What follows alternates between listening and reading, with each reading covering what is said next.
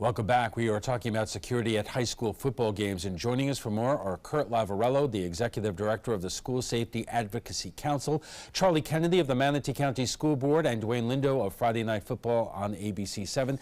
And Kurt, let me start with you. I know in Florida we do not like one-size-fits-all policies, but are you concerned that what Sarasota does is different than what Manatee does, and it's different than what Hillsborough does, and so on?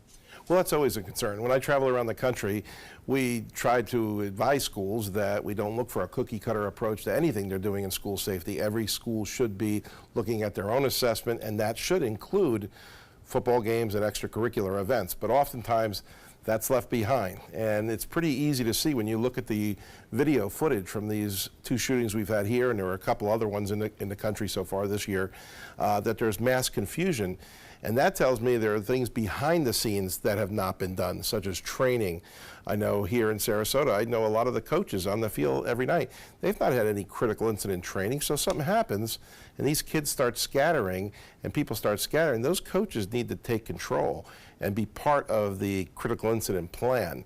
And I know for a fact that, having spoken to some of the coaches, they've had no training in critical incident. Charlie, in Manatee County, how specific has your training been for high school football games, which is different than taking precautions at schools every day?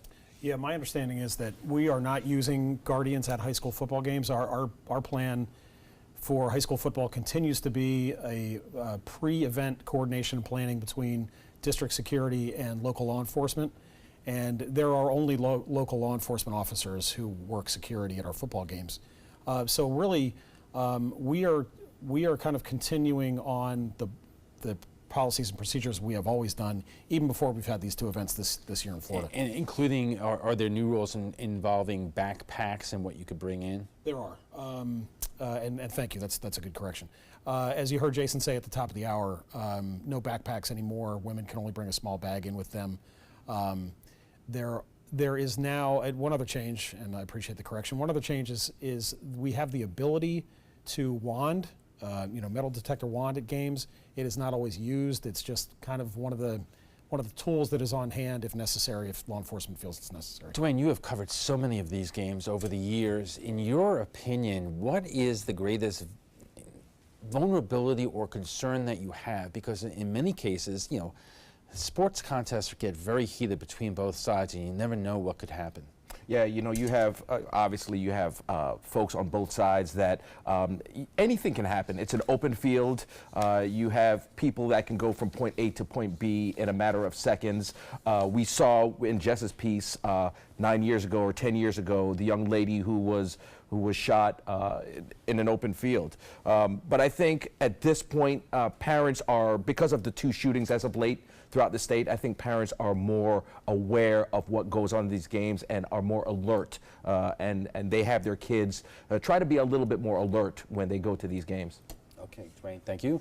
We are just getting warmed up. Our conversation on increased security at high school football games will continue after a quick break. Stay with us. Welcome back. We are talking about security at high school football games, and joining us for more are Kurt Lavarello, Executive Director of the School Safety Advocacy Council, Charlie Kennedy of the Manatee County School Board, and Dwayne Lindo of Friday Night Football on ABC 7. Kurt, in Sarasota County, you have a unique situation because Sarasota has just started its own police force, and the school district tells us they are in the middle of coming up with new policies and procedures. I would imagine, or I'm wondering, if that has created any kind of different situation at football games in our area here. Well, the fact that we have games going on right now, I'd like to think that they're not in the middle of that and that they're ahead of that, because we have games going on and people in the stands now. So I would hope that they've already met with our sheriff's department and built out a strategic plan for the games and then slowly transition that over to the school police at some point, but I can't tell you for sure that's happening right now. And we don't know because they told us that they're in the process of developing these plans, but I would imagine coordination with the sheriff's office is a crucial part of this. Oh, it absolutely is, especially when your sheriff's department is going to be doing the air support, they're going to be doing the special response teams, they're going to be doing a lot of the extra units that you're going to be calling for a critical incident to a school. they're going to be a major part of any critical incident that goes on here. So there's got to be that coordination both ways. And Charlie, as we said that not every football game is created equally. You have rival schools, and you know they've been in the news, you know, last season in terms of what happened, and what potentially you need to do for one game is not what you need to do for another, but you always have to be prepared. Absolutely, and as Kurt said, that happens before the game in coordination between the district and law enforcement. And to your point, you have games where you might only be expecting 1,000 people or less, or you may have games in Manatee or Sarasota County where you're going to get 7,000 or 8,000 people. On top of that, you may have some issues going on at the school or in the community that may spill over to a football game. And I think another piece of which is we as school officials have kind of changed our orientation about school security is not only preparing for the game itself, but preparing for after the game and making sure that part of that plan, and Kurt's the expert on this, so he can speak to this better, but the plan is that as your fans are in the stadium or moving to the parking lots or in the area around the stadium, that your security officers and your law enforcement officers are moving with them. Because Dwayne, the reality is, you may say that there's been some talk that you know, one team or one high school is having problems with another, but you never know what's going to come up in a game that is going to provoke emotions from getting out of control. You know, like Charlie said, I mean, you may have two beefs between two different schools, kids on one side, kids on another, or it could be adults. It doesn't matter. Where even during a game, something may happen. There might be a few words exchanged, and one thing leads to another, and you know, the worst happens. How often have you seen this? I mean, can you count on at least once a year or once a season that there's a game in our area that kind of gets out of control? Look, I mean, as many games that I've been to around this area, everything has been pretty much cool, calm, and collected. There've been a few scuffles here and there, but no huge issues other than the unfortunate incident that happened back in 2009. Kurt, are we just more sensitive to it now because of Parkland? You know, on the other hand, we've already in this young season have had 2 incidents in the Jacksonville area and Palm Beach. Well, yeah, certainly we're more sensitive to it. We're more sensitive to anything in school safety right now following the Parkland incident. It was our largest tragedy here in the state that involves schools. But to your point, the incidents that occurred in Palm Beach and Jacksonville was a good example of what you talked about. These were incidents that came over from the community. They weren't planned to happen at this school. They came over, they were incidents that occurred in the community. In the Palm Beach one, the person came looking for the victim specifically because he knew he was going to be at the game, and that's when he found the victim and the shooting ensued. The same thing with Jacksonville. That was a thing that bled over. So we do see that, but we go around the country, and I've been an expert witness for districts that have been sued for people who have been hurt at these games, and I can tell you that usually where we see the liability is where the district had not done the pre-planning, the setting up the game, determining how many officers are at the game, determining why those officers are needed at the game. Sometimes they just leave it to an athletic director to pick an arbitrary number of how many officers we need because they try to look at the balance of what they're going to bring in at the gate that night.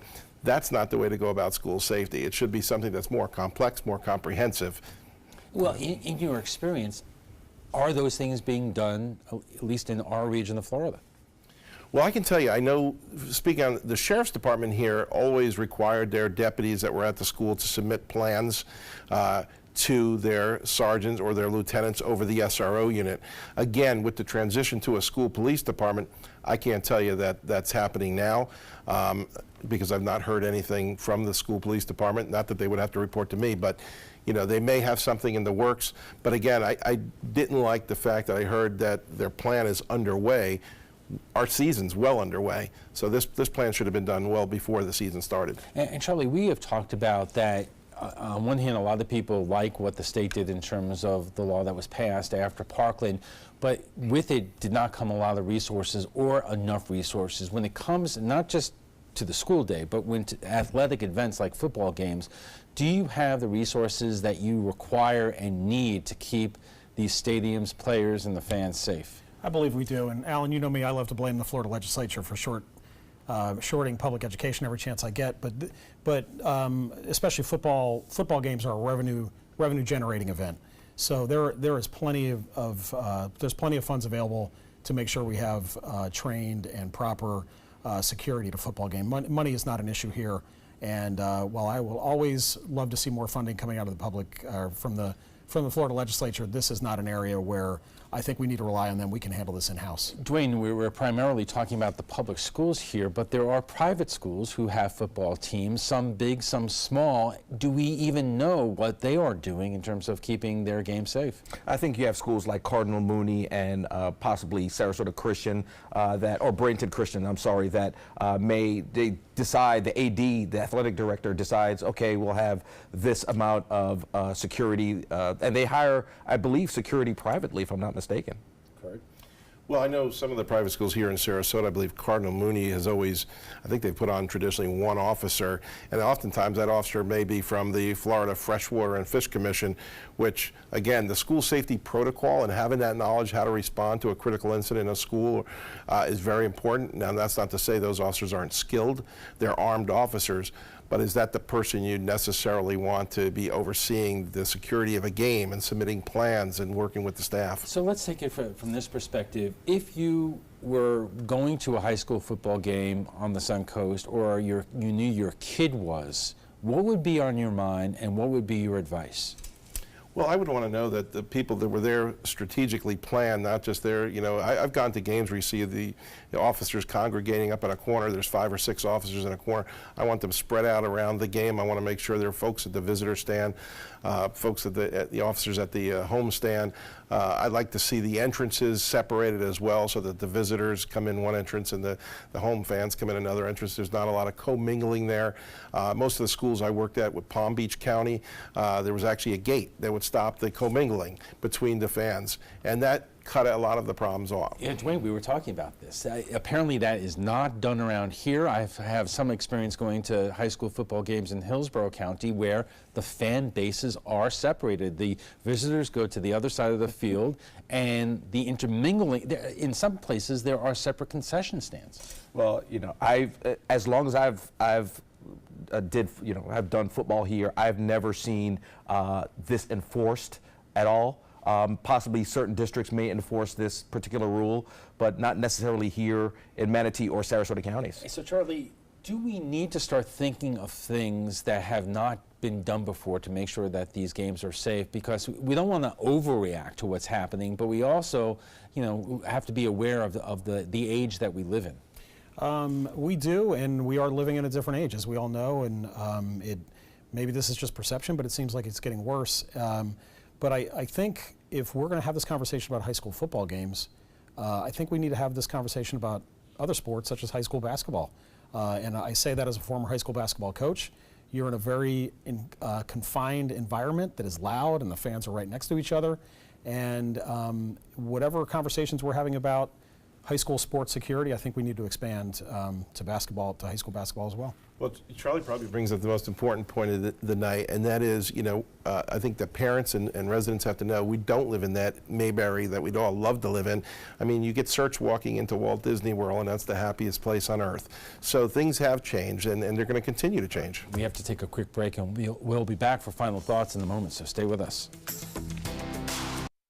And our guests join us right now for final thoughts. So, Dwayne, you are the guy who covers these football games. What is your takeaway here?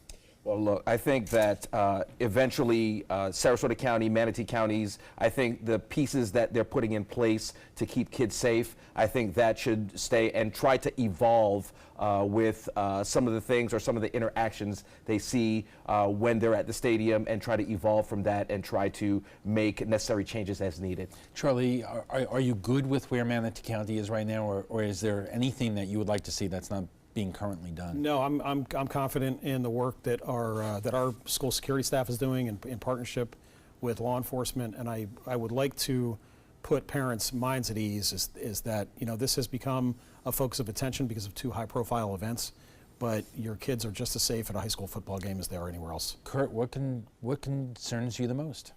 Well, I think post Parkland and again post Sandy Hook and those incidents, I think we're doing a much better job of the school and the school building during the day. Where I've seen the gaps, not only here but across the country, have been at those extracurricular events, and those are some of the events that concern me the most, because we have parents that come in that have consumed alcohol, have maybe dabbled in drugs. We have a lot of volunteers working instead of staff. The staff are trained, but oftentimes the volunteers that are working those games are not. So those after-action events, extracurricular events, concern me the most, and make sure we're doing the right thing, make sure we're keeping our level of training up on a continual basis. It's not something we're just doing for a show. All right, gentlemen, thank you very much. Before we go, we want to share with you what some of our viewers had to say about last night's show on Bob Woodward's book, Fear, Trump in the White House. The book has many members of the Trump cabinet questioning the president's ability to serve as commander-in-chief. Some of the people who were quoted in the book denied they ever said what they were quoted as saying. President Trump has called the book fiction, so we went to Facebook for your thoughts. And Leslie says, keep his promises and we're benefiting greatly. The hate is so blinding on the left, it is scary.